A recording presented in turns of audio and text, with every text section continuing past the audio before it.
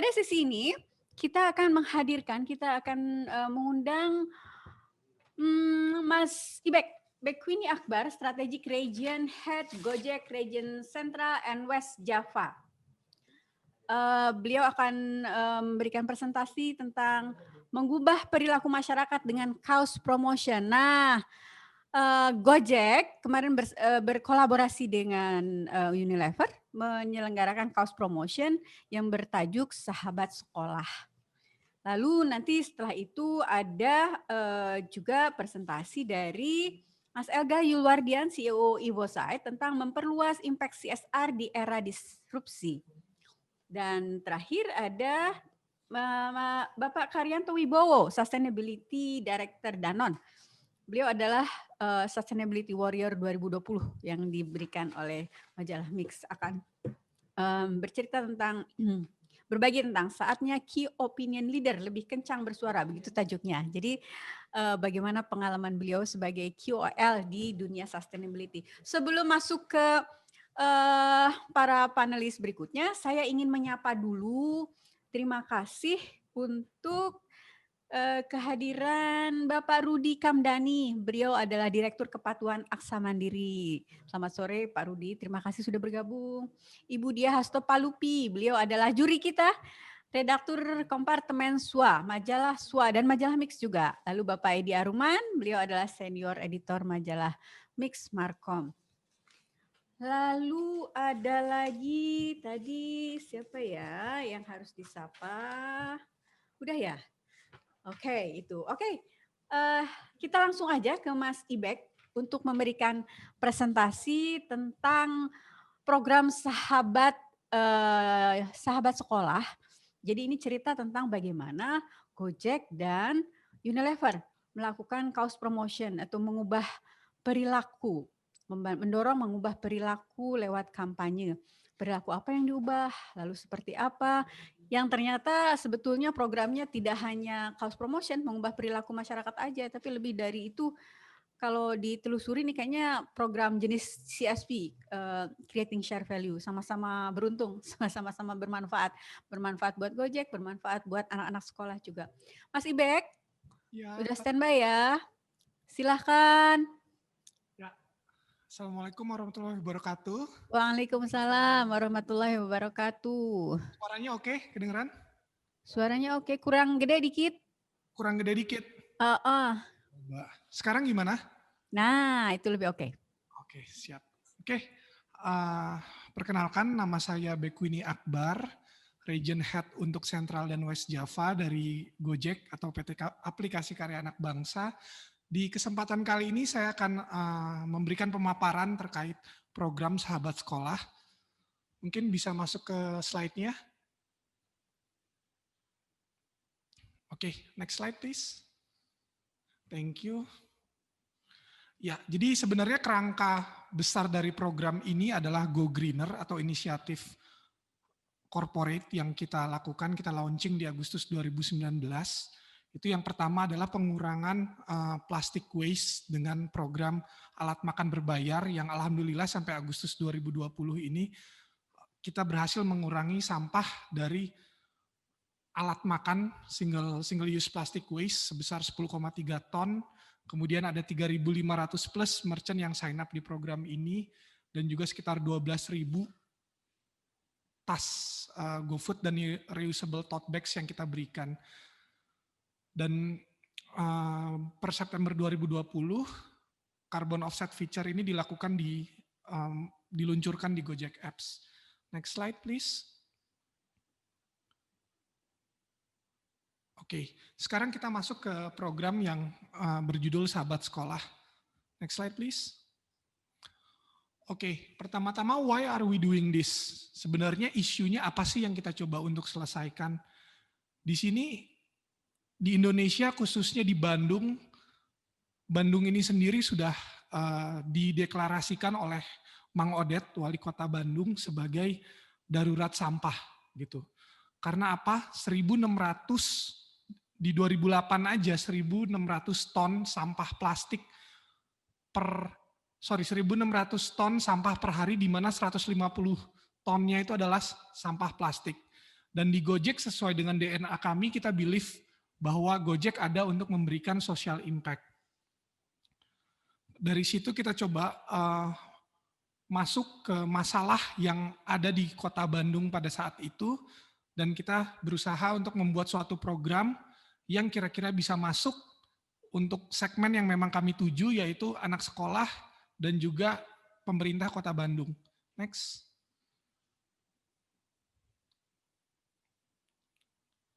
Oke, sebenarnya apa sih yang dilakukan di Sahabat Sekolah ini?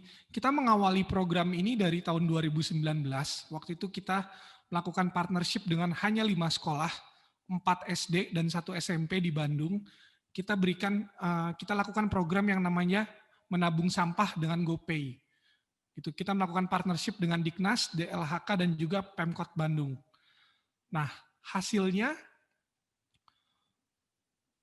alhamdulillah di sini kita bisa ngedrive positive change melalui program bisnis dan edukasi program kita dan program edukasi kita. Jadi actually yang kita lakukan ini adalah kita melakukan sosialisasi tentang sampah plastik ke sekolah-sekolah, kemudian kita melakukan program penukaran sampah plastik dengan saldo GoPay, di mana saldo GoPay-nya itu bisa dipakai untuk belanja di kantin. Gitu, dan alhamdulillah pada saat itu kita lakukan pilot di 5 sekolah ini, 462 kg sampah plastik berhasil dikumpulkan, student atau murid yang berpartisipasi kurang lebih 3.174, dan juga menghasilkan 589 user baru dan 5.000 transaksi. Itu fase pertama di 2019 ketika kita melaksanakan pilot project dari Sahabat Sekolah. Next. Nah, di 2020 kita fokus ke SMP dan SMA, dan waktu itu awal mulai merubah arah gerak dari program ini, yaitu dengan cara kita masuk melalui online sharing session pada saat orientasi siswa baru mengenai gaya hidup sehat yang dipayungi inisiatif Gojek J3K dan juga pemilihan sampah atau penyortiran sampah. Karena program yang sebelumnya kita lakukan tidak bisa kita lakukan karena memang situasi pandemi sehingga pembelajaran semuanya online. Next. Nah, alhamdulillah di kesempatan kali ini di tahun 2020 kami didukung oleh Unilever Foundation dan kami bisa melakukan scale up dari program ini dari yang awalnya hanya 52 sekolah, hanya 5 sekolah menjadi kurang lebih 52 sekolah. Dan ini adalah modul Sahabat Sekolah yang kami bawakan pada saat orientasi pengenalan siswa baru. Next.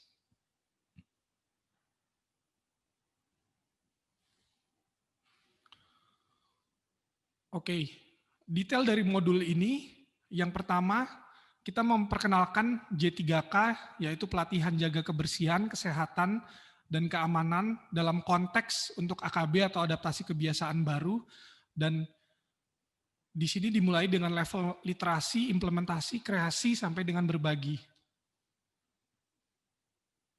Next. Dan di sini kita ada 5 modul, pengenalan perangkat J3K Sahabat Sekolah, pilar 1 jaga kebersihan dari rumah, pilar 2 jaga kesehatan dari rumah, pilar 3 jaga keamanan dari rumah. Dan diakhiri oleh modul kelima yaitu kuis aplikasi J3K Sahabat Sekolah, yaitu menghadapi pembiasaan adaptasi kebiasaan baru melalui platform Super Apps Gojek yang diakhiri dengan sertifikat yang bisa di-download oleh masing-masing siswa.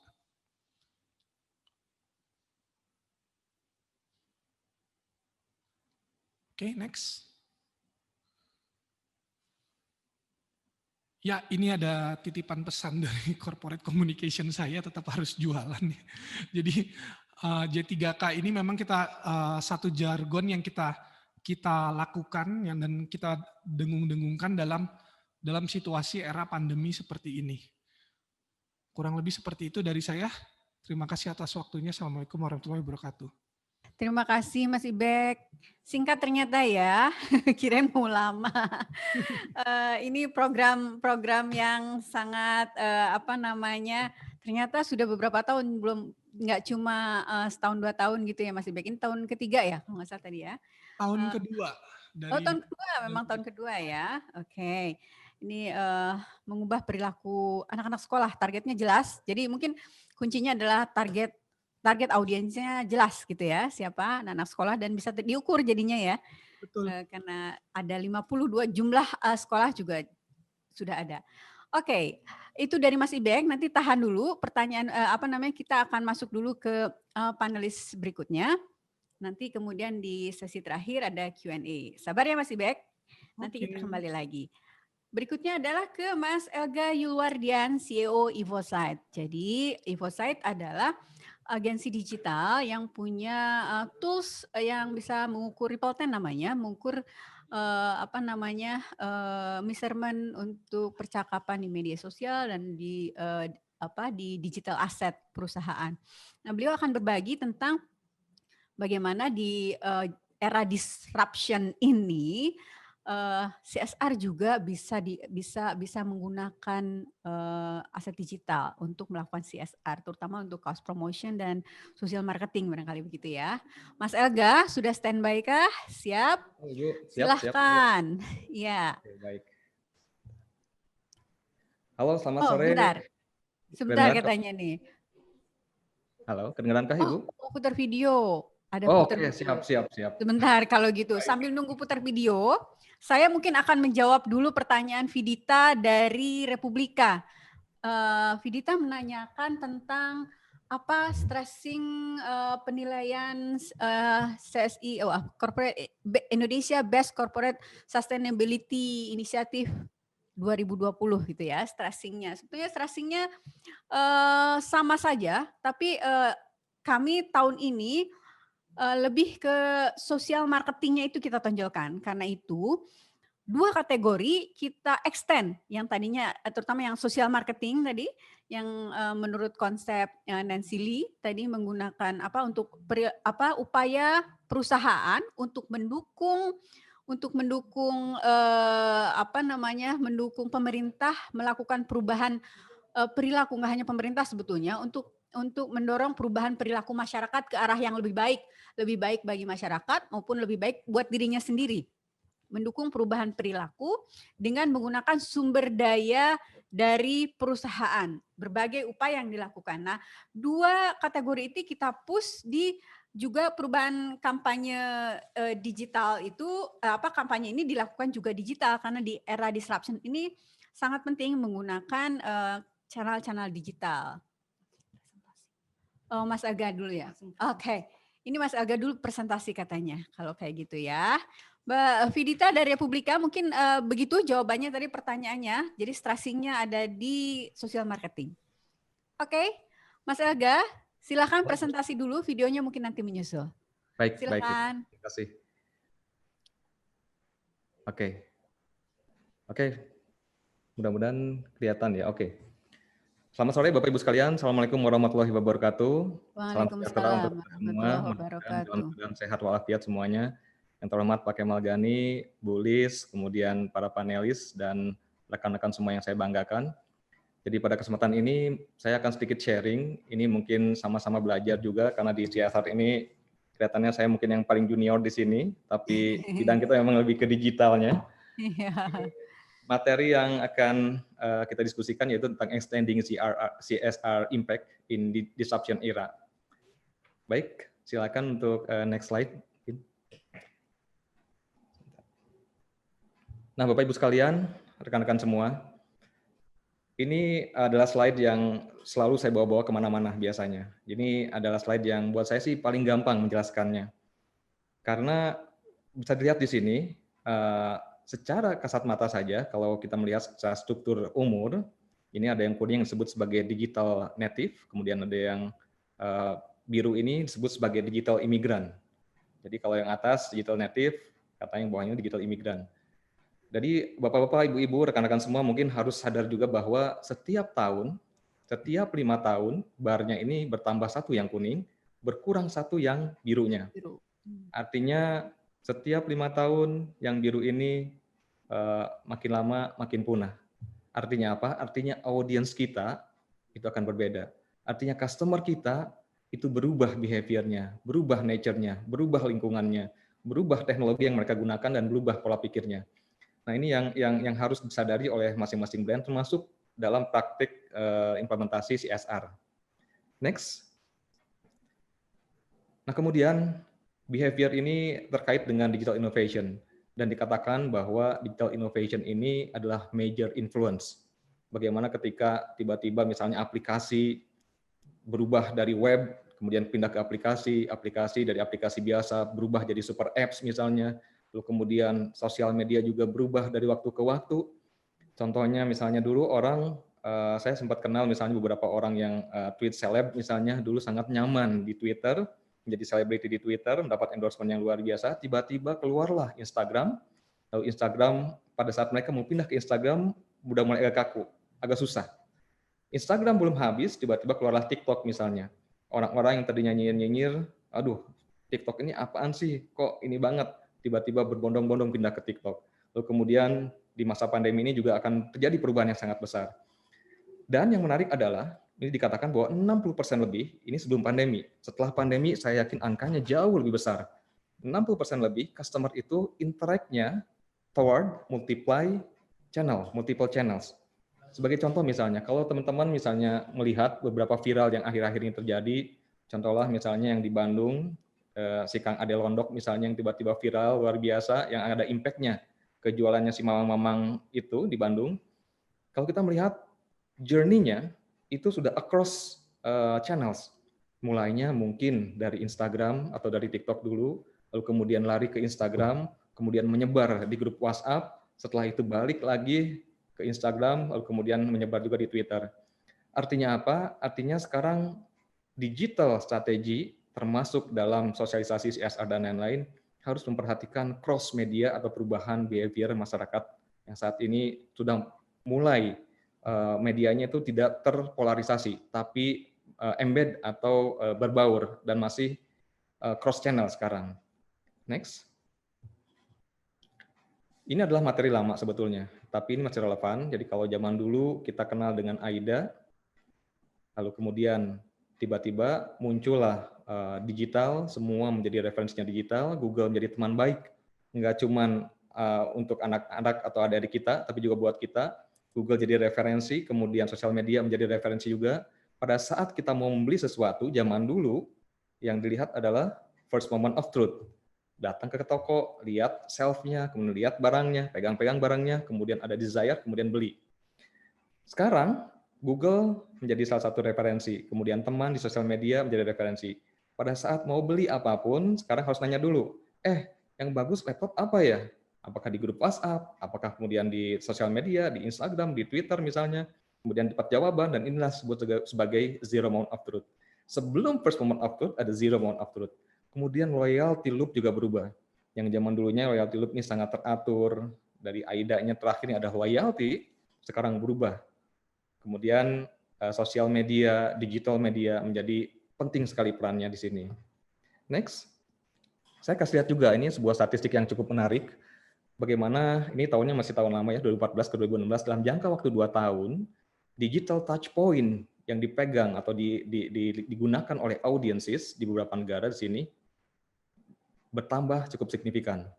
Kemudian kalau kita lihat, grafik yang sebelah kanan, mudah-mudahan terbaca, ini adalah perbandingan preferensi channel yang ingin diakses oleh beberapa generasi yang berbeda. Jadi yang paling atas adalah baby boomers, yang tengahnya adalah X generation, yang bawahnya adalah millennials.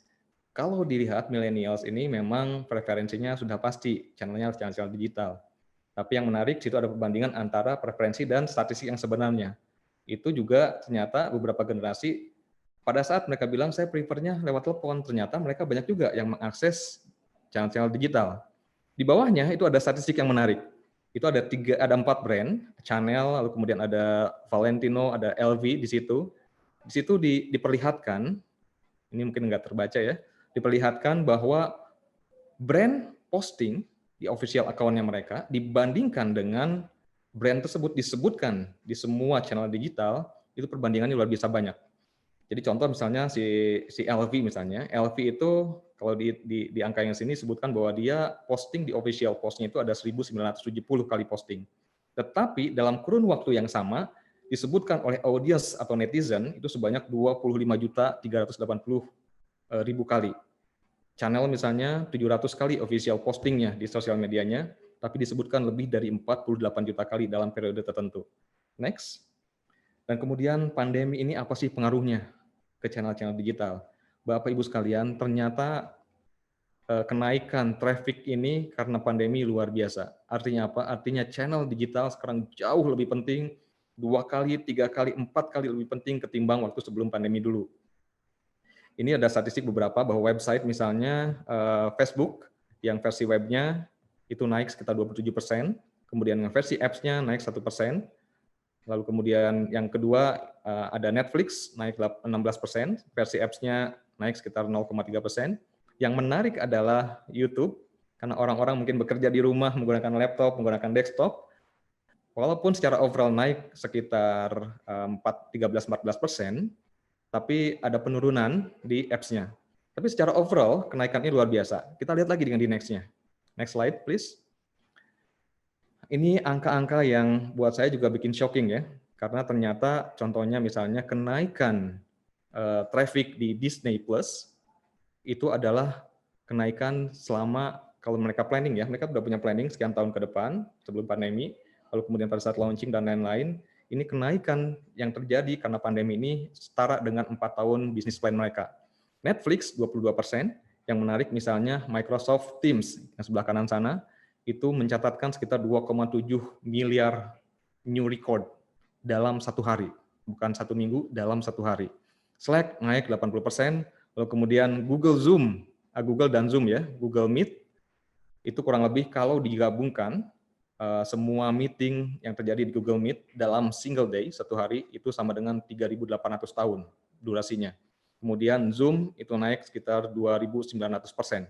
Yang saya nyesel kemarin nggak sempat beli sahamnya Zoom. Nah, Bapak Ibu sekalian, sekarang kita konekkan dengan materi kita pada saat ini, yaitu social marketing. Next slide, please. Ini adalah supaya sama pemahamannya, tadi yang disebutkan juga oleh Bu Lis, ini social marketing kurang lebih secara definisi adalah sebagai berikut.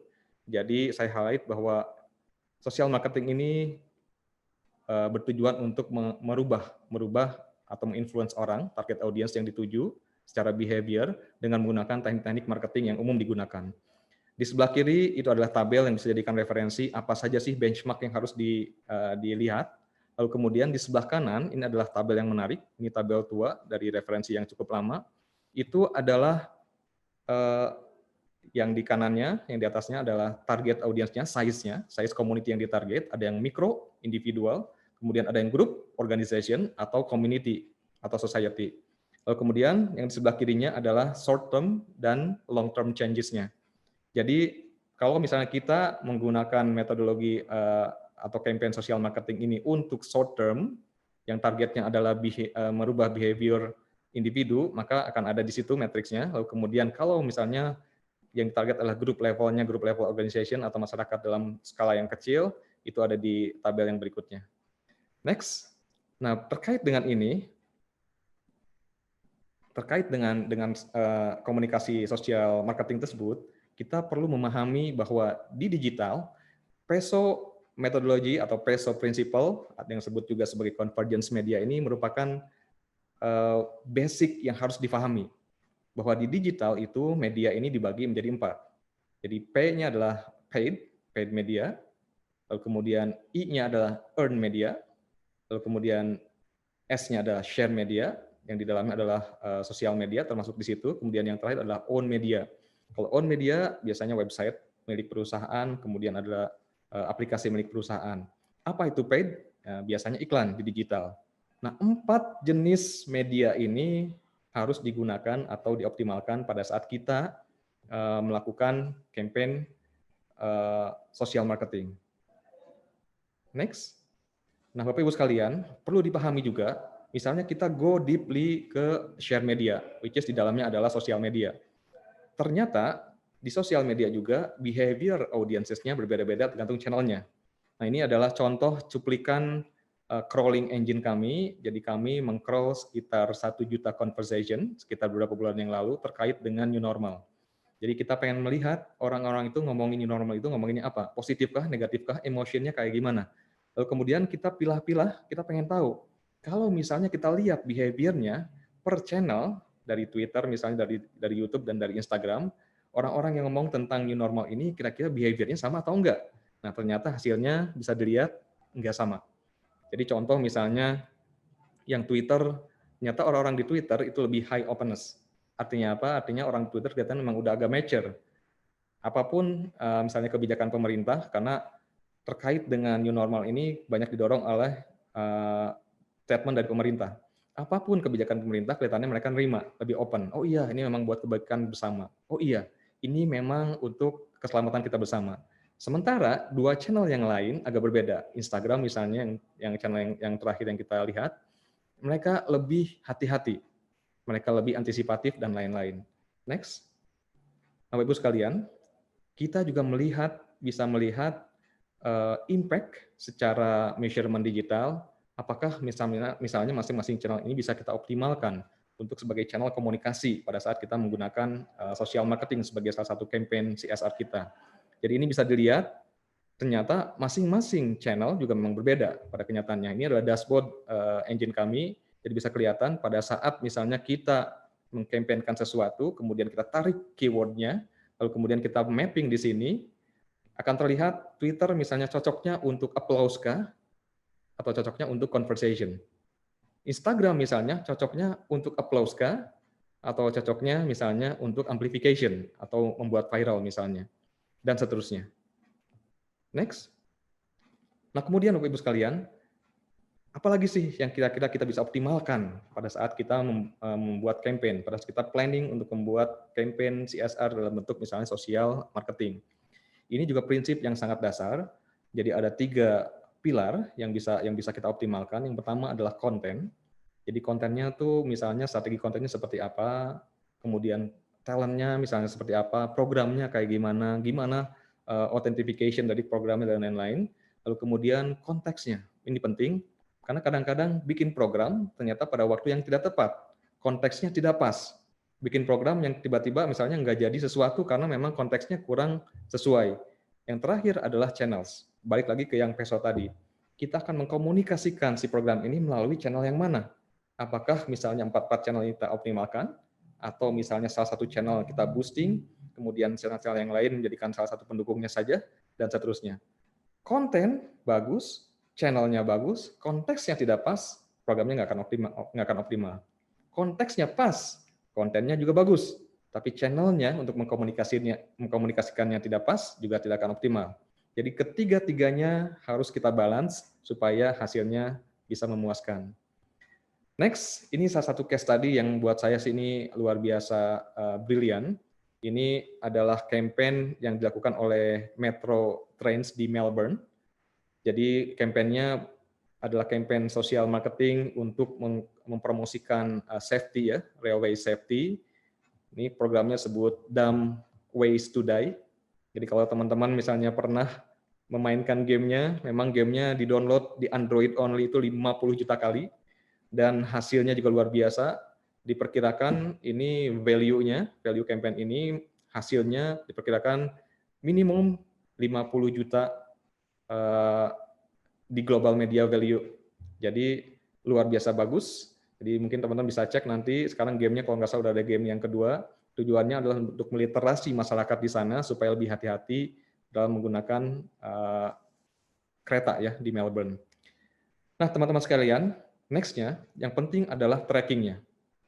Mungkin beberapa teman, beberapa rekan-rekan Bapak Ibu sekalian menjalankan campaign CSR ini kemudian menggunakan own media, sosial media, website misalnya, untuk menjadikan salah satu sumber informasi bagi audiences misalnya tentang program ini. Nah, tracking menjadi salah satu matriks yang sangat penting. Ini basic Google Analytics misalnya, saya ambil contohnya. Mungkin Bapak Ibu sekalian bisa menitipkan misalnya ke tim teknologinya, tolong track dong, saya pengen tahu audience yang engage dengan program ini siapa saja. Jadi Bapak Ibu bisa bayangkan, ternyata Google Analytics yang sering didengar, matriksnya segini banyak. Informasi yang bisa di-grab segini banyak. Untuk apa? Untuk misalnya evaluasi ke depannya programnya akan seperti apa, siapa audiens yang tergrab, jangan-jangan target audiens saya dengan yang datang ke website mencari informasi berbeda misalnya. Jangan-jangan target audiensnya nggak sesuai. Jadi ini salah satu tracking yang bisa digunakan yang sangat sederhana, banyak sekali tracking yang lain yang bisa digunakan. Next adalah matriksnya. Next slide please ya. Ini adalah matriks sosial media, digital measurement yang sangat simple, yang sangat basic. Jadi di dalamnya ada 3. Pertama adalah applause rate, kemudian yang kedua adalah amplification rate, yang ketiga adalah conversion rate. Jadi ketiganya bisa dihitung, nanti dihitung dari respon misalnya di sosial medianya terkait dengan program ini seperti apa, kemudian nanti ada matriksnya, ada weightingnya, dikalikan dan lain sebagainya, sehingga akan kelihatan, oh program sosial marketing yang tahun lalu dengan tahun sekarang, ternyata secara digital, impact-nya jauh lebih besar yang sekarang, karena ada measurement-nya. Next. Nah, kemudian ini contoh yang lain lagi. Ini contohnya sampai dengan value-nya secara dolar, US dollar atau secara rupiah seperti apa. Jadi sebetulnya sesuai dengan kesepakatan di internal misalnya, atau bisa juga benchmark ke praktis-praktis, best practice di luar sana.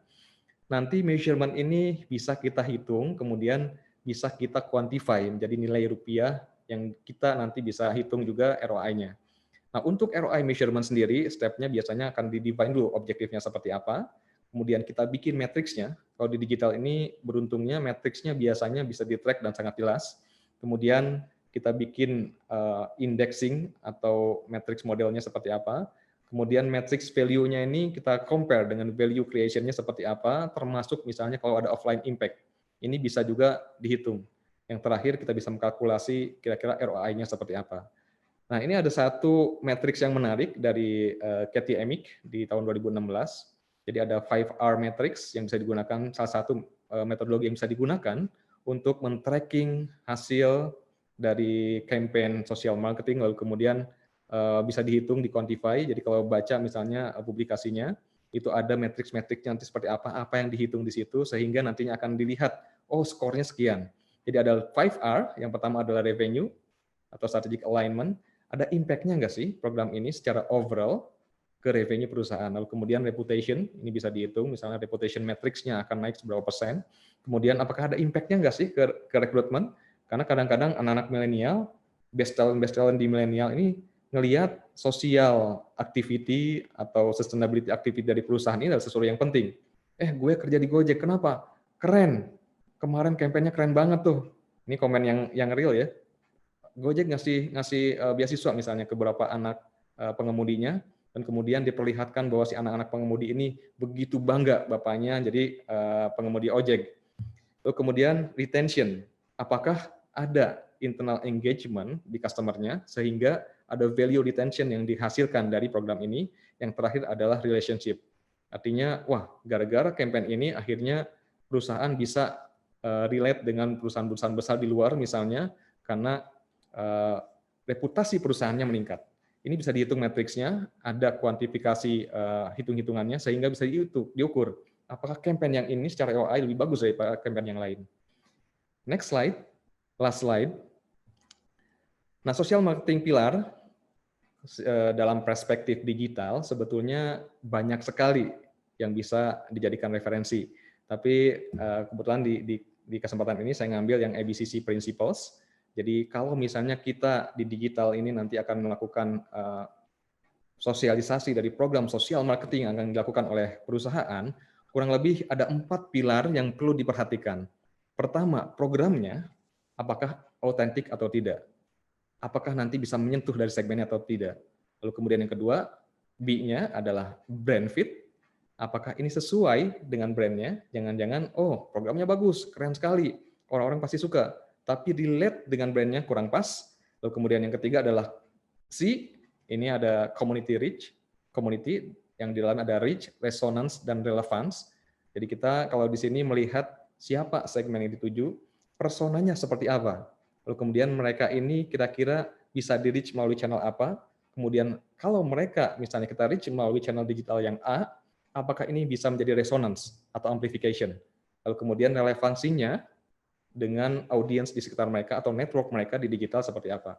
Dan yang terakhir, ini juga salah satu yang paling penting adalah konten. Content is king, Ini masih jadi salah satu pedoman yang sangat dipegang sampai dengan sekarang.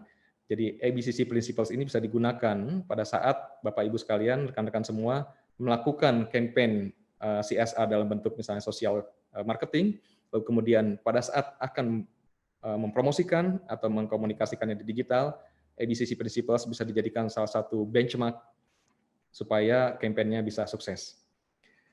Terima kasih, mudah-mudahan bermanfaat. Wassalamualaikum warahmatullahi wabarakatuh. Mas Elga sangat inspiratif. Terima kasih. Ini yang saya catat mungkin ya. Ini jadi kalau ini zaman disruption, jadi semua orang pakai digital, semua digital minded karena apa namanya gadget literate itu udah lebih dari 60% barangkali ya dari penduduk Indonesia atau lebih. Tapi satu hal yang menjadi catatan dari yang disampaikan Mas Elga adalah bahwa dengan menggunakan udah saatnya ya CSR pun menggunakan digital, channel digital karena ini sangat terukur gitu ya. Dari sisi ROI measurement-nya jelas kepada reputasi, kepada retention, kepada relationship. Ini tadi seperti yang disampaikan. Jadi kenapa tidak? Dari sekarang mungkin perusahaan, para pelaku bisnis mulai berpikir untuk mengextend, melakukan sebuah CSR yang tidak hanya on ground, tidak hanya yang nyata, tapi juga harus diamplifikasi karena ini era amplifikasi. Diamplifikasi di media sosial, di digital asset, tadi di empat apa namanya media tadi, on media, earn media, share media, apalagi tadi satu lagi paid media ya di semua channel karena itu akan memperluas impact-nya. Jadi penerima benefitnya barangkali tidak hanya sekian tapi dengan apa diamplifikasi di digital bisa sangat banyak yang bisa apa namanya terjangkau, bisa ikut mempengaruhi, bisa ikut terlibat dalam program kebaikan ini gitu loh. Seperti Kita Bisa itu ya. Kita Bisa itu kan sebetulnya juga membuat aplikasi untuk mendorong partisipasi lebih banyak orang lain pada sebuah cause, sebuah kampanye perbaikan perubahan perilaku yang menuju yang lebih baik. Oke, sahabat Mix, ini sekarang kita akan memutar video dulu ya, teman-teman ya. Siap ya? Ini ada video dari Evosight yang bisa kita saksikan. Silakan. Ini Yusuf. Kelihatannya ia kebingungan dalam mengetahui respon masyarakat terhadap brand campaign yang ia lakukan. Tapi Pak Yusuf tidak perlu khawatir lagi, karena Evosights memiliki platform Ripple 10. Dengan Ripple 10, Pak Yusuf bisa mengetahui apa yang masyarakat bicarakan tentang brand campaign yang ia lakukan, mulai dari tweet, post di Instagram, hingga status di Facebook, baik itu komentar positif, negatif, ataupun netral. Ripple 10 akan membantu mendengarkan pendapat masyarakat dan merangkumnya untuk Pak Yusuf. Dengan begitu, Pak Yusuf bisa mengetahui apakah brand campaign yang ia lakukan tepat sasaran atau justru harus dimodifikasi agar lebih mengena di masyarakat. Perusahaan-perusahaan multinasional di Indonesia juga sudah mempercayakan Evosights untuk mengatasi permasalahan dalam bisnis mereka. Visit us now and let us help you. Evosights, understand, engage, delight. Oke, terima kasih. Itu pesan sponsor dari Evosight. Terima kasih ucapan terima kasih kami sebetulnya kepada Evosight yang telah membantu untuk mengukur apa namanya engagement dari beberapa sejumlah campaign yang menjadi entries pada awarding ini.